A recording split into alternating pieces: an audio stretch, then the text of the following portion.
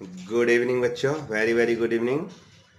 आज इंटरप्रेन्योरशिप का एक चैप्टर है जिसका नाम है संसाधन निर्धारण वित्तीय एवं गैर वित्तीय, यानी resources assessment financial and non financial. यह एपीएस का लेसन नंबर 10 है। ये 12th के लिए ज़्यादा कारगर है। 12th को इसमें से पढ़ना चाहिए, 12th के बच्चों को। और रिसोर्सेस क्या होता है, इसका कहाँ नीड होता है, कैसे इसका प्रयोग करना चाहिए, इस पर आज हम चर्चा करेंगे। और आप लोग अगर चैनल को सब्सक्राइब नहीं किए, सब्सक्राइब जरूर करिए, देखिए और बच्चों में शेयर कीजिए ताकि ये जानकारी दूसरे को भी मिले और दूसरा भी देखे। ठीक है ना। तो संसाधन जिसको रिसोर्स कहते हैं, प्यारे बच्चों जानते हैं रिसोर्स क्या होता है? इंफ्रास्ट्रक्चर जानिए, रिसोर्सेज जानिए।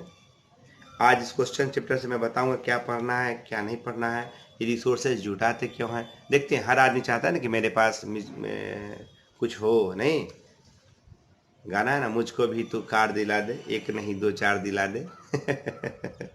लोग चाहता रहता है कि एक नहीं रिसोर्सेस है ना, दो चार हो जाए, एक से ज़्यादा हो जाए, नहीं रिसोर्सेस को कहते हैं।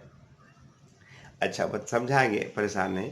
रिसोर्सेस इंफ्रास्ट्रक्चर में और ज़रूरत और विलासिता में अंतर है। ज़रूरत का मतलब है जैसे आपको गाड़ी चाहिए, एक बाइक चाहिए कॉलेज जाने के लिए और आने के लिए, ये जरूरी है, संसाधन है, रिसोर्सेस है। मगर कोई यह सोचे कि नहीं मेरे को जाना है कॉलेज मगर बुलेट से जाना है, पैसन से नहीं जाना, नहीं। तो अगर बुलेट खरीदने से आपके संसाधन रिसोर्सेस में कोई वृद्धि हो जाए, कोई इंक्रीजमेंट हो जाए, तब तो वो संसाधन है। इंक्रीजमेंट नहीं हो तो वो विलासिता है। जैसे कि कोई नए टेक्निक का मशीन आता है, जैसे कोई ऐसा मोबाइल आता है जो 3 घंटे का मूवी वो 2 सेकेंड में डाउनलोड मार दे, तो ये जरूरी है। इस ऐसे खरीदा गया इक्विपमेंट आपको विलासिता नहीं है। पर वो भी लिए जैसा पहले कोई चलता था ओप्पो 5, वैसा ही अब मोबाइल ले लिए, वो भी 10 मिनट में 5 मिनट में डाउनलोड मारता है, तो ये बेकार है ना। आइए हम लोग चैप्टर को आराम से पढ़ते हैं, अपने दिमाग से टेंशन को हटा दीजिए और आइए हम कोशिश करते हैं कि यह पूरी चैप्टर आपको एक ही बार में बताए, एक ही शॉर्ट में बताए, पूरा आपको सीख गया नहीं। आइए हम लोग जो चैप्टर है, चैप्टर का नाम आपको बता देते हैं फिर से। चैप्टर का नाम है resources assessment financial and non financial. संसाधन के बारे में देख चुके हैं। हम देखते हैं कभी कभी कि हमारे समाज का तेज से तेज स्टूडेंट, अच्छा स्टूडेंट, उनके पास भौतिक साधन नहीं होने कारण, पैसे नहीं होने कारण, बाहर में रहने की व्यवस्था नहीं होने कारण उनकी पढ़ाई बीच में छूट जाती है, उनकी इंटेलिजेंसी जो होता है वो कोलैप्स कर जाता है। किसी प्रतिभावान बच्चों को पढ़ाई से छूट जाना न केवल परिवार समाज के लिए घाटा बल्कि एक राष्ट्र के लिए भी नुकसान है। हम अच्छे प्रतिभावान को राष्ट्र में आगे बढ़ाएंगे तो उससे सबसे बड़ा बेनिफिट होगा कि हमारा देश उन्नति करेगा। हम बार बार बच्चों को कहते हैं कि हमें वो ऐसा कार्य जरूर करना चाहिए जो हमारी कंट्री को, हमारे देश को आगे की ओर ले जाए। ठीक है ना। आइए बात करते हैं संसाधन। जिस तरह से कहा गया है कि साधारण संसाधन का अर्थ उस माध्यम से है जो व्यक्ति के कार्य संपादन के लिए आवश्यक है। जो कार्य करने के लिए आवश्यक चीज है उसको संसाधन कहते हैं। जैसे अनवर सर के लिए मार्कर जरूरी है, स्टूडेंट के लिए कलम कॉपी जरूरी है, सैनिक के लिए बंदूक जरूरी है, ये उनके लिए संसाधन है। संसाधन का अर्थ उस माध्यम से होता है, किस माध्यम से होता है, जो व्यक्ति के कार्य निष्पादन के लिए, माने निष्पादन माने करना, काम को करने के लिए आवश्यक होते हैं। संसाधन के अभाव में किसी भी उपकरण की स्थापना मात्र कल्पना बनकर रह जाती है। ये संसाधन सर्वत्र, मतलब हर जगह किसी न किसी रूप में व्याप्त होती है। अगर आप बड़ा से बड़ा फर्म या कंपनी बैठाना चाहते हैं तो आपको रिसोर्सेज की व्यवस्थाएं करनी होगी। रिसोर्सेज की व्यवस्था अगर आप नहीं करते हैं तो एक कल्पना मात्र होकर रह जाएगा। जैसे खाट पे सो के कोई आप योजना बनाते हैं, वो हकीकत नहीं होता। चलिए, तो संसाधन, उम्मीद है कि आप समझ गए होइएगा संसाधन क्या है। आइए, संसाधन सुविधाएं यानी इंफ्रास्ट्रक्चर फैसिलिटीज। देखिए, आपको कंपनी चलाना है। हम बार बार कहते हैं कि बड़े बड़े व्यवसायी भी मेरा ये सुनिए, आपको बेनिफिट जरूर बिजनेसमैन को करेगा। जो नहीं कि स्टूडेंट ही कुछ सीखता है, सीखने के लिए उम्र है, कहीं भी सीख सकते हैं। तो संसाधन के लिए पहले क्या क्या चीज़ मिलता है, भूमि या भवन, land and building. Land and building जो एक्वायर करते हैं, जो ग्रहण करते हैं, तो 3 तरीका से ग्रहण करते हैं। पहला, आप खुद को खरीद लेते हैं। दूसरा, लैंड एंड बिल्डिंग भाड़े पे लेते हैं कोई पब्लिक से, या गवर्नमेंट अथॉरिटी जहां लैंड एंड बिल्डिंग बनाती थी, मुजफ्फरपुर में बियाडा है, तो हर लगभग स्टेट जो है कुछ कुछ डिस्ट्रिक्ट में अपना इंडस्ट्रियल एरिया बना के रखता है, ताकि वहाँ से आप भाड़े पे ले सकते हैं। तो क्या कहता है, भूखंड जिसमें पानी, बिजली, सड़क, इस सब की व्यवस्था भी सरकार वहाँ करके रखती है, वहाँ पे आप लेट आउट करके भाड़े पे लेके जमीन को वहाँ अपने फर्म का बना सकते हैं। पहला क्या हुआ, लैंड एंड बिल्डिंग, भूमि या भवन, या किराए पर मिलता है या नगद भुगतान पर मिलता है। प्रायः हमारे यहाँ स्क्वायर फीट पर मिलता है, ये नहीं, मैंने देखा है स्क्वायर फीट में लेते हुए आदमी को। नंबर 2 में कहता है प्लांट एंड मशीनरी। देखिए, अभी प्लांट एंड मशीनरी जो टेक्नोलॉजी का समय है, नयापन का समय है। अभी आप देखिएगा कि बहुत सारे लोग अप टू डेट चीज़ चाहते हैं, नहीं तो अप टू डेट चीज़ में क्या होता है, नए नए टेक्नोलॉजी बदलते हैं, नए नए टेक्निक बदलते हैं, तो उसके अनुसार लोग कहता है कि संयंत्र प्लांट एंड मशीनरी को ऋण की सुविधा पर उपलब्ध है। आपको बड़े बड़े प्लांट लगाने हैं, बैंक आपको फिनांस करेगी, बैंक से आप लोन ले सकते हैं। इसके राज्य औद्योगिक विकास निगम, राज्य वित्त निगम, राष्ट्रीय लघु उद्योग और विकास development bank, industrial development bank of India, PNB, ये ऐसे बैंक इंडस्ट्रीज को लोन देते हैं और उनको नए नए मशीन खरीदने के लिए प्रोत्साहित करते हैं और हमेशा उसका साथ देते हैं। इस प्रकार से आप लोन की व्यवस्था कर सकते हैं। अगर आप व्यवसायी है तो आप लोन लीजिए, लोन पर नहीं घबराइए।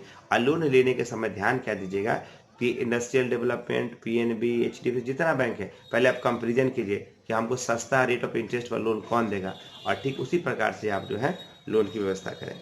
शक्ति यानी पावर, बिजली, तो बिजली एलटी उपभोक्ता होता है या एचटी उपभोक्ता होते हैं। एचडीएलटी जानते हैं ना, ये राज्य उद्योग जो है अलग अलग व्यवस्था करके नगर पालिका से या जहाँ से जो बिजली सप्लाई करता है, यानी अब तो बिजली का प्राइवेटाइजेशन हो गया है, तो प्राइवेट कंपनी के थ्रू आपको बिजली लगेगी। पहले सरकारी सेक्शन था, तो हम लोग सरकार के ऑफिस में अप्लाई करते थे। उसके बाद अब वाटर सेक्शन है, कंपनी फर्म बैठाने के लिए जितना पावर जरूरी है उतना वाटर भी जरूरी है। तो वाटर के लिए क्या करना चाहिए आपको, मान ली म्यूनसिपैलिटी क्षेत्र में रहते हैं, नगर पालिका क्षेत्र में रहते हैं, तो नगर निगम से आपको परमिशन लेना होगा कि सर हमको समरसेबुल गाड़ना है। मुजफ्फरपुर बिहार में लोग यूं ही गाड़ लेते हैं, और वही आपको मुंबई में आप यूं ही नहीं गाड़ सकते, दिल्ली में यूं ही नहीं गाड़ सकते, मतलब वहाँ आपको परमिशन लेना होगा। तो ऐसे दशा में आपको नगर पालिका या ताल्लुक से क्या करना चाहिए, परमिशन लेके लगाना चाहिए, नहीं उसके लिए प्लम्बर के माध्यम से काम को कराना चाहिए। Next, Shram Shakti, human force. मैंने पहले वाले वीडियो में बताया ह्यूमन सोर्स जो है वो प्रत्यक्ष फोर्स है, नहीं तो कहता है वित्तीय औद्योगिक प्रशिक्षण संस्थान श्रमिकों की आपूर्ति करने के क्षेत्र में काम करते हैं। अगर उद्यमी को एक विशेष क्षेत्र की प्रशिक्षक श्रमिक की आवश्यकता होती है तो इसकी आवश्यकता उन्हें होती है और इसकी व्यवस्था वो स्वयं करते हैं। इसकी व्यवस्था दूसरा भी नहीं करता है, क्योंकि कंपनी में आप किस तरह के आदमी को रखना चाह रहे हैं या रखते हैं उसकी जानकारी आपको ही होनी चाहिए, ताकि कुछ घटना होने पर जवाब आपको ही देना पड़ेगा। नेक्स्ट कहता है संयंत्र का शुरुआत, स्टार्टिंग ऑफ प्लांट। जैसे कोई प्लांट लेते हैं ना, तो क्रय शक्ति प्रबंधन, मैनेजमेंट वगैरह के बारे में सोच लेना चाहिए, और प्रोडक्ट को उसी वक्त आप मशीन को चेक कर लीजिए कि मशीन काम कर रहा है कि नहीं कर रहा है, मशीन चलाने आ रहा है कि नहीं आ रहा है। एक ऑपरेटर की नियुक्ति कर लीजिए और जो ऑपरेट का काम करे, है ना। तो इस तरह से हम लोग संसाधन के लिए ये सुविधाएं की व्यवस्था करेंगे। आगे इसमें एक टॉपिक है जो पढ़ना चाहिए, संसाधन जुटाते समय कौन कौन सी बातों को ध्यान देना चाहिए, नहीं तो पहले संसाधन जो रिसोर्सेज जो आप जुटाना चाहते हैं वह देखिए कि आपके यूज लाइक है या नहीं, माने आपको उसका नीड है कि नहीं। जिस तरह से अभी लॉकडाउन होने के कारण स्टूडेंट को मोबाइल जरूरी हो गया है, नहीं पहले लोग मोबाइल कोई चला लेते थे, और अभी हम लोग को एंड्रॉयड मोबाइल जरूरी होता है, क्योंकि इसके माध्यम से ही तो आप मेरा वीडियो देखिएगा, हम पढ़ाते हैं या बच्चा पढ़ता है ऑनलाइन क्लास में, ये जरूरी हो गया। तो कहता है कि शासी को सबसे पहले यह सुनिश्चित कर लेना चाहिए कि उन्हें किन साधनों की आवश्यकता है, और अपने साधनों के अनुसार ही संसाधन यानी रिसोर्सेज की व्यवस्था करनी चाहिए। टॉपिक नंबर इसका 2, साधनों की पहचान यानी आइडेंटिफिकेशन ऑफ रिसोर्स। पहचान कर लीजिए उसकी कितनी मात्रा चाहिए, ठीक है ना, और यह कहाँ से मिलेगा, इसकी भी व्यवस्था करनी चाहिए। नंबर 3, रुकावट में अध्ययन। आपको जो रिसोर्सेस आपके पास आ रहे हैं, देखिए उसमें कोई रुकावट तो नहीं है। अगर रुकावट आता है तो उसका समाधान सोचना चाहिए। आपूर्तिकर्ता से संपर्क, प्रत्येक संसाधन जैसे भूमि, मशीन, लेबर, कैपिटल आदि आपको आपूर्तिकर्ता से संपर्क करना होगा, इस पर ध्यान रखिएगा। देखिए किसी भी फर्म में कैपिटल बहुत बड़ी चीज़ है, पैसा नहीं होगा ना तो फिर कोई काम नहीं होगा। बाबू बड़ा न भैया सबसे बड़ा रुपया, बराबर हम कहते हैं नहीं। तो कैपिटल पर ध्यान दीजिएगा और उसी के अनुसार अपने इंफ्रास्ट्रक्चर को ध्यान दीजिएगा। जैसे मान लीजिए आपके पॉकेट में 2 लाख रुपया है और चलिए मोतीझील में ज़मीन खरीदने, बताइए लोग मजाक उड़ा के गरिया के बिल का देगा। इसीलिए देखिए किस एरिया में किस तरह की प्रॉपर्टी लेनी चाहिए और उसके लिए आपकी स्थिति क्या है। नंबर 5 में कहता है संसाधन की मात्रा। मात्रा मतलब होता है कि कभी कभी क्वालिटी क्वांटिटी में कुछ डिफरेंट टाइम के बाद आपको जरूरी पड़ेगा। जैसे आज अगर 10 लाख का माल मंगाते हैं और वह माल आपको 6 महीना में खपत होगा, तो क्या हर्ज कि हम 10 लाख रुपया का माल धीरे धीरे मंगाएं? नहीं, तो अपने यूज़ के अनुसार कंपेरिजन कीजिए, उसी के अनुसार अपने संसाधन को जुटाइए। नेक्स्ट है किस्म पर ध्यान देना चाहिए, किस्म किस तरह का है वैसा ही माल मंगाइए। संसाधन खरीदने में वित्त की व्यवस्था, संसाधन जब आप खरीदेंगे तब वित्त की व्यवस्था मतलब फिनांस की व्यवस्था कीजिए, कैपिटल की व्यवस्था कीजिए। और कैपिटल आपको कौन देगा? तो लघु उद्योग इंडस्ट्री देगा, बैंक देगा, शेयर होल्डर्स देंगे, पार्टनर्स देंगे, सोल ट्रेड है तो खुद दीजिएगा वगैरह। तो इस तरह से हो गया संसाधन जुटाते समय इन सब चीज़ों पर आदमी को ध्यान देना चाहिए। कच्चे माल पर ध्यान देना चाहिए, कच्चे माल की किस्म पर ध्यान देनी चाहिए, कच्चे माल के रुपीज़ प्राइस पर ध्यान देना चाहिए इत्यादि। संसाधन के प्रकार क्या है, रिसोर्स के प्रकार क्या? देखिए रिसोर्स क्या देखते हैं, कच्चा माल नेचर देता है, सेमी प्रोडक्ट माल कोई कंपनी देता है, फिनिश प्रोडक्ट तो हम करते हैं। इस तरह से हमें देखना चाहिए कि जैसे लैंड है, कैपिटल है, लेबर है, raw material, machine, equipment, water, electricity, safety, transportation, ये सब चीज़ आपके लिए जरूरी होगा कि कौन सा कौन देगा। तो एक ह्यूमन रिसोर्सेस है, एक फिजिकल रिसोर्सेस है, कैपिटल रिसोर्सेस है और टेक्निकल रिसोर्सेस है। तो इस चारों रिसोर्सेज पर देखना है। जैसे मान लीजिए एक हम समझाते हैं, आपको बताते हैं। जैसे भौतिक संसाधन, फिजिकल रिसोर्सेज, तो इन संसाधनों के अंतर्गत भूमि यानी land, place, machine, equipment, raw material इत्यादि आता है। तो सोचिए कि आप कौन से भूमि का चुनाव करना चाहेंगे। तो जो हमारे लिए ट्रांसपोर्टेशन के लिए अच्छी व्यवस्था दे उस भूमि का चुनाव करेंगे। भूमि के आसपास का परिवेश, मशीन, संयंत्र आदि की उपलब्धता किस्म लगाने में उसके अनुकूल हो, नहीं जहाँ वाटर की सुविधा हो, सप्लाई की सुविधा हो, मशीन की स्थापना हो, रिपेयर की व्यवस्था हो इत्यादि को देखते हुए हम लोग इक्विपमेंट की व्यवस्था करनी चाहिए। नहीं, ये समझ गए। नंबर 2 में है तकनीकी संसाधन, टेक्निकल रिसोर्सेज। देखिए आजकल टेक्नोलॉजी जल्दी जल्दी बदलते हैं तो उसके साथ ऑपरेटर भी चाहिए। नहीं, ऑपरेटर अगर बढ़िया रहेगा तो उसमें आपको दिक्कतें और कम आएगी। तो क्वेश्चन में कहता है आपको कि तकनीकी संसाधन के अंतर्गत विभिन्न ऐसी तकनीक आती है जिसका उपयोग आज के परिप्रेक्ष्य में करना अत्यंत आवश्यक है। यह तकनीक उत्पादन के प्रक्रिया, सूचना संचार, मशीन आदि में सहायक होता है। यह तकनीक स्वयं से डेवलप कर सकते हैं या किसी से सीख सकते हैं, उसके विशेषज्ञ को आप हायर कर सकते हैं। उसके बाद है किसी तकनीक के लिए किसी विशेष कर्मचारी की आवश्यकता होगी, यह उपलब्ध है या नहीं, इस पर ध्यान देना चाहिए वगैरह। अब 3 नंबर में साधन है ह्यूमन रिसोर्सेज, मानवीय साधन। कर्मचारी की संख्या पहले निर्धारित कर लीजिए, कितना कर्मचारी हमको चाहिए। उसके बाद कार्य के अनुसार दक्ष कर्मचारी जो स्किल्ड एम्प्लॉय है उसको रखिए और स्किल्ड को हटा दीजिए। कर्मचारी को काम करने का उचित वातावरण दिया जाना चाहिए। अगर उचित इन्वायरमेंट क्रिएट करेंगे ना तो काम ज़्यादा होगा, इसलिए क्या करना चाहिए, उसको उचित इन्वायरमेंट देना चाहिए। नहीं, उसके बाद कार्य के प्रति कर्मचारियों को प्रेरित करना चाहिए। देखिए तब मैनेजमेंट में पढ़ा है ना, मोटिवेशन बहुत ज़रूरी है। मोटिवेटेड आदमी दुगुना एनर्जी से काम करता है। समय समय पर उनको प्रशिक्षित करते रहिए, उनको मेंटेन करते रहिए, कहीं घुमाइए वगैरह, इससे काम क्या होगा और बढ़िया और अच्छा होगा। चलिए, वित्तीय साधन, किसी भी उपकरण को चलाने के लिए कई तरह के संसाधनों की आवश्यकता होती है और इसमें से एक वित्त जो है काफ़ी महत्वपूर्ण है। मैंने पिछले वीडियो में बताया था कि कैपिटल इज द ब्लड या capital as like blood for the any institution या फर्म। जिस तरह से हमारे बॉडी में ब्लड का कितना महत्व है, उसी तरह से कैपिटल का भी किसी भी चीज़ के लिए बहुत महत्व होता है। आइए हम जानते हैं कैपिटल के माध्यम से, हम लोग जानते हैं लैंड, बिल्डिंग, प्लांट, रिसोर्सेज, जो भी चीज़ जमा होता है उसमें कैपिटल की भूमिका अहम होती है। व्यवसाय की प्रकृति यदि व्यापारिक है तो कम पूंजी के से काम चलता है, किंतु मैन्युफैक्चरिंग का धंधा है तो यह ज़्यादा पूंजी आपको लगेगा। मैन्युफैक्चर का पैसा ज़्यादा लगता है, याद रखिएगा।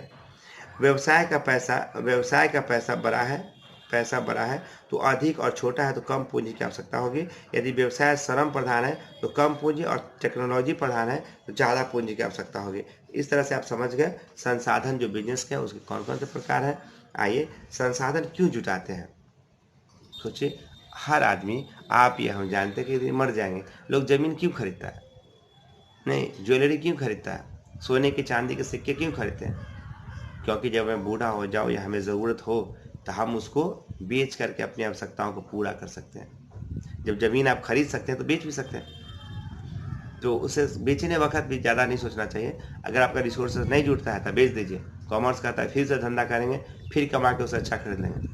नहीं, तो संसाधन जुटाने का सबसे बड़ा फायदा ये, मैंने क्यों जुटाते हैं। पहला नंबर कि बिजनेस को गतिशील, डायनेमिक बनाने के लिए, आगे बढ़ाने के लिए कैपिटल अगर घट रहा हो तो कैपिटल की व्यवस्था करेंगे, और संसाधन अगर रिसोर्सेज हमारे पास होंगे तो वह ज़्यादा आगे बढ़ेगा। नेक्स्ट है स्थिरता, स्टेबिलिटी। संसाधन गतिकरण संसाधन में स्थिरता लाता है, बिजनेस को स्टेबिलिटी देगा वो। रिसोर्सेस, नवाचार और विकास के समर्थक। संसाधन गतिकरण नवाचार और विकास के समर्थन प्रदान करते हैं। सुचारू संचालन में सहायक। कहते संसाधन गतिकरण संगठनात्मक गतिविधियों के सुचारू संचालन में सहायक होता है। विकास और विस्तार, संसाधन गतिकरण व्यवसाय विकास और विस्तार में महत्वपूर्ण भूमिका निभाते हैं। विकास और विस्तार समझिए, इंफ्रास्ट्रक्चर में जब आपकी बढ़ेंगे, कमाई बढ़ेंगे, तो आपको ज़्यादा से ज़्यादा यूनिट में काम करने होंगे, तो आपको इंफ्रास्ट्रक्चर बढ़ाने ही पड़ेंगे, और जब इंफ्रास्ट्रक्चर बढ़ाइएगा तो आपको ग्रोथ होगा। इसी का अगला लाइन होता है निरंतरता, यानी कंटिन्यूअस के लिए संसाधन गतिकरण ग्राहकों को सेवा प्रदान करता है। इससे उनकी क्या होता है, निश्चितता जो होती है कंटिन्यूटी में, ये बढ़ जाता है। सुधार करना व बढ़ाना, इम्प्रूवमेंट करते हैं और इसके आधार पर हम बढ़ाते हैं, इत्यादि कारण आप देख लीजिएगा। तो ये सब कारण के साथ साथ कहता है संसाधन जुटाने के उद्देश्य क्या है। तो उद्देश्य में पहले बता ही दिए, ये सब उद्देश्य है। जैसे क्या क्या बताए फिर से याद कर लीजिए। संबंध समर्थन प्राप्त करना, प्रोवाइड टाइमली सपोर्ट समझते हैं ना, सपोर्ट सिस्टम।